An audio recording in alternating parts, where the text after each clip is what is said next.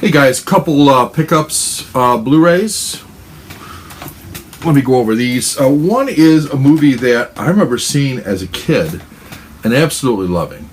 It's does it star anybody famous? Probably not anybody really famous. I guess Arthur Hill is probably the most famous person who you may recognize. He did some television stuff. He's probably been in some other movies which I don't recall off the top of my head. Cheap version of this, I'm sure. I haven't opened it yet. I'll open that. I said in another video that it was an unboxing, and someone said I didn't take anything out of a box, so I can't call it that. So I'll call it a showcasing instead. I'm unwrapping it. So it didn't come in a box, so I can't really say it's unboxing. But I am taking the plastic off it if that matters to anybody. Some people like that.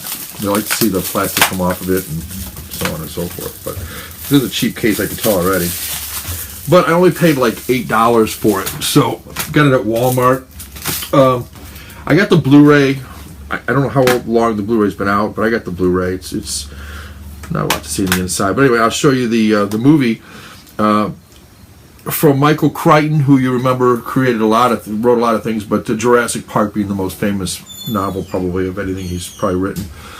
This is the Andromeda Strain. Loved this movie, and I'm sure I still will. I haven't seen it in years, but in case you don't know the basic plot, a probe or I guess a probe comes back from space. I'm trying to think of where in space. I don't remember where in space. It's an errant satellite crashes to Earth in a remote New Mexico village. And they discover that everybody in the town is dead except for an old man, a drunkard, and a baby, a fairly newborn baby. Everybody else is dead. And they bring the drunk man, the older man, and the baby to a research facility, someplace underground. I don't know if it's in New Mexico or where it is exactly. But this team of scientists now is trying to figure out what caused it, what caused them to die, and something brought back from space, apparently. And how can they stop it from spreading? Because right now they've got it isolated to this New Mexico area, but the idea is it'll probably spread. And what they find is something that they eventually named the Andromeda Strain. It's a great movie. It has everything in it that I like in a science fiction movie. Somewhat believable science. You can argue that any science fiction movie is already going to be somewhat subject to speculation that it could never happen or wouldn't happen. But this one I think could. There's a couple things in the movie, I'm not going to get into the details, that I say, well, could that have happened? And it's questionable, though not. I can't say for sure it couldn't have happened. Anyway, love the Andromeda Strain. Love everything about it. The atmosphere, the secretiveness of it. They have to go through a body spray before they can, to sensitize them or kill any germs that might be on them. Each one of the scientists has an interesting personality. They communicate with each other, though they're in different labs, a different part of this research facility, which has multiple levels and looks sort of 2001-ish to me. A lot of round, curvy walls as opposed to angled walls in some of the areas. But very interesting movie. If you haven't seen the Andromeda Strain, I highly recommend you check it out. Be it, I don't know if it's on Netflix or Hulu, I don't think it is. But for $8 you can buy it at Walmart or probably Amazon. They had one version of this for like $30. I think it was like one of those sold by but fulfilled by Amazon. But keep looking. Search it a couple different ways because you can find the Andromeda Strain on Blu-ray, I think, for about $9 on Amazon. So I usually buy Amazon stuff because it's easier for me sometimes just to order it and have it show up at my door.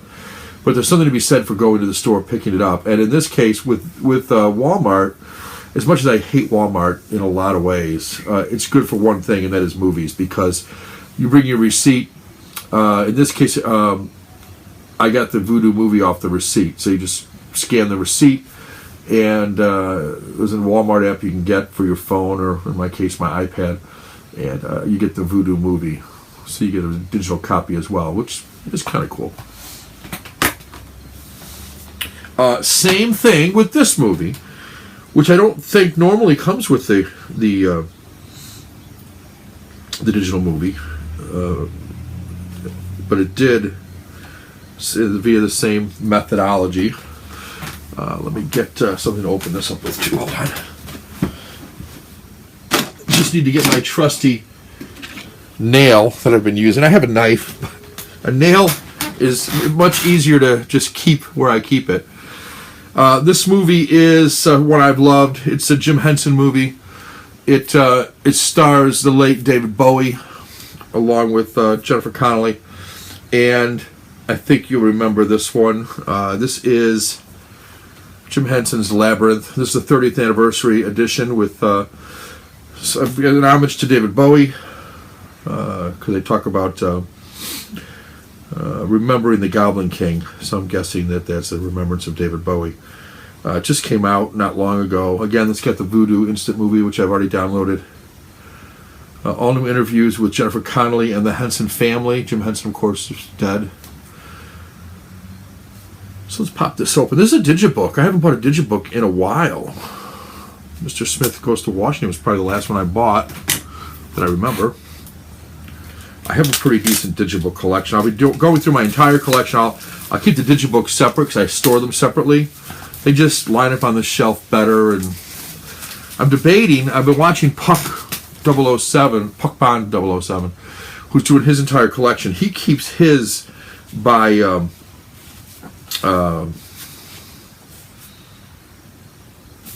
was a board game. He keeps his just by genre, DVD and Blu-ray mixed in. He's got mainly DVDs. He for some reason he sort of explained it to me, but not really. He keeps saying anything after 2010. I don't know what the magic is of 2010. It may be something to do with what he deems as the quality of the Blu-rays are going to be that much better because the movies were made in high def, possibly. But his answer to me when I said, why 2010, he said, well, it's too expensive to replace all my DVDs. And I get that. I've got a lot of DVDs. I'm not going to replace all of them either. In fact, I've got the entire, and I'm on the fence here, I've got the entire Star Trek The Next Generation in the silver cases, if you remember those, which aren't the best thing, but it's a cool looking package. And I've got all 7 seasons of The Next Generation. Of course, it's come out on Blu-ray. It does look better. I was real happy with the original series, getting that on the remastered Blu-rays. They do look much better. But I'm just on the fence. And owning the 7 is part of the reason why I'm on the fence. I guess I need to do something with that, with the 7 series first, get rid of it somehow, and then I'll feel more justified in buying the Blu-rays. Though I see that Star Trek Enterprise, which I started to watch on Netflix, Hulu, you can watch that for free. So I've been doing that, and I do like Star Trek Enterprise. I never watched it when it was on. Scott Bakula stars in it. It's actually a pretty good show. I would recommend that. And I'm only on the first season. I heard it gets really good at the 3rd season. There's only 4 seasons of it. So anyway, back to Labyrinth. This being a digibook, of course, you've got a lot of pictures, and that part of what I like about the digibooks is the booklet that comes with it.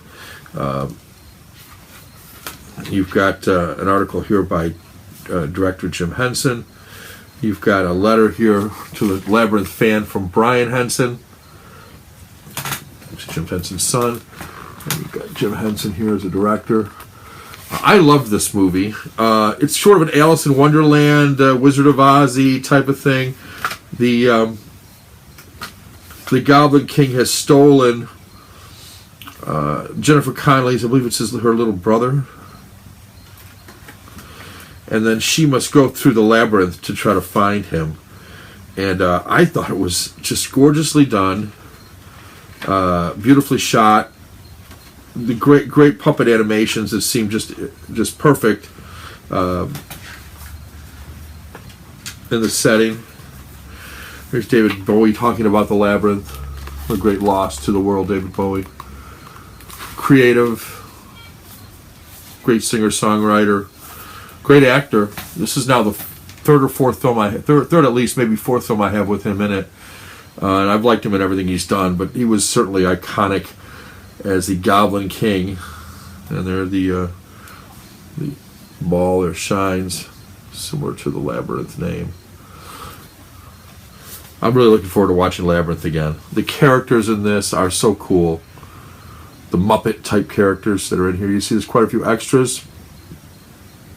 You've got all new special features, Reordering Time, a look back at Labyrinth, the Henson Legacy, Remembering the Goblin King, Labyrinth Anniversary Q&A, and then a new theatrical trailer, and then also includes the Storyteller's Picture-in-Picture track. I'm not sure what that means exactly. Commentary by conceptual designer Brian Froud, making of documentary Inside the Labyrinth, Journey Through the Labyrinth, Kingdom of Characters, and the Quest for Goblin City. Yeah. I'll read the back here to you. A 16-year-old girl, Academy Award winner Jennifer Connelly, Best Supporting Actress for A Beautiful Mind, is given 13 hours to solve a dangerous and wonderful labyrinth and rescue her baby brother when her wish for him to be taken away is granted by the Goblin King, played by David Bowie. Celebrate the 30th anniversary of this beloved fantasy classic from visionary filmmaker Jim Henson, now fully remastered in 4K. Put out by Sony, of course. Yeah. So I picked this up on a whim. I actually purchased, I purchased the Andromeda Strain online at Walmart.com.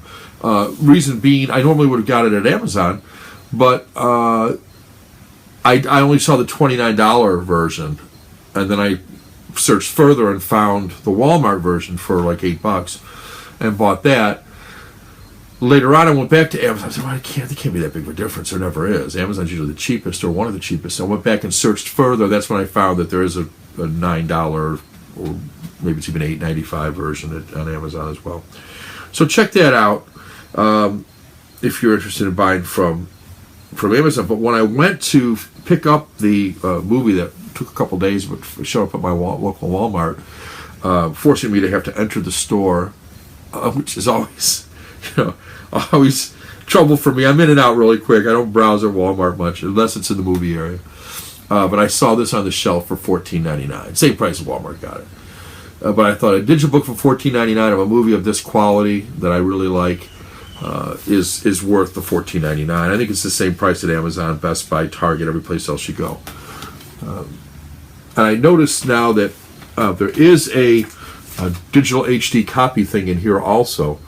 So I don't know what that means. I already got the digital HD copy because it's a Voodoo deal. So I've already got that. So I think I might have a digital HD copy at some point to give away, or whatever people do with those things, or trade, or whatever, for Labyrinth, the 30th anniversary. Great movie, though. Here's a screenshot from inside the booklet here. I thought the Labyrinth was great. It's been so long since I've seen this. My God. I remember when it came out and watched it. Did I go to the theater to see it? I might have gone to the theater to see that one. I know I saw the Andromeda Strain in the theater at one point. It was one of these low-budget movie theaters that were showing older movies. I don't know, back 30 years ago at least, probably. And saw the Andromeda Strain in the theater, which I really thought was a great movie to see in the theater. I saw 2001 in the theater, I saw Jurassic Park in the theater, the first one. I'm big on the big. I saw Jaws in the theater. Movies that I think belong on the big screen. I don't know how to define that any better. Some of the Star Trek movies I saw on the big screen, except for the latest iteration I have not seen on the big screen. But most of the other ones I have. Didn't see the last of the Next Generation cast either on the big screen. The last movie they made I did not watch on the big screen. The last one I think I saw on the big screen from them was the one with the Borg in it, whatever that was. It wasn't Generations, it was after that. Can't remember exactly the titles, but anyway, Labyrinth, Jim Henson, 30th anniversary, and Andromeda Strain. Two fantasy sci-fi movies that I think are really well worth your time and effort to seek out and watch. I'm certainly going to be watching both of these probably soon. I've got a Criterion to watch, the Decalogue, the 10-part, 10-movie masterpiece by Krzysztof Kieślowski, which I'm looking forward to greatly. Just have not found the time to sit down and do that yet. But the weekend's upon us, and Friday's tomorrow. I may watch some of that. Right now, I got another unboxing to do on another topic. It'll be on a brand new case I have for my iPad 2 Air, my iPad Air 2. I'll be showing you the old one, the gritty and shitty old one, and the brand new one that I just got. So if you're interested in that type of thing, look for that. Otherwise, skip over that one and wait for the next Blu-ray DVD. Probably be delving back into my horror collection. I started that. I've still got a lot of horror to go through, but I will be doing that. I'll probably got 100 more horror movies to show. I'll be showing those off, talking a little bit about each one.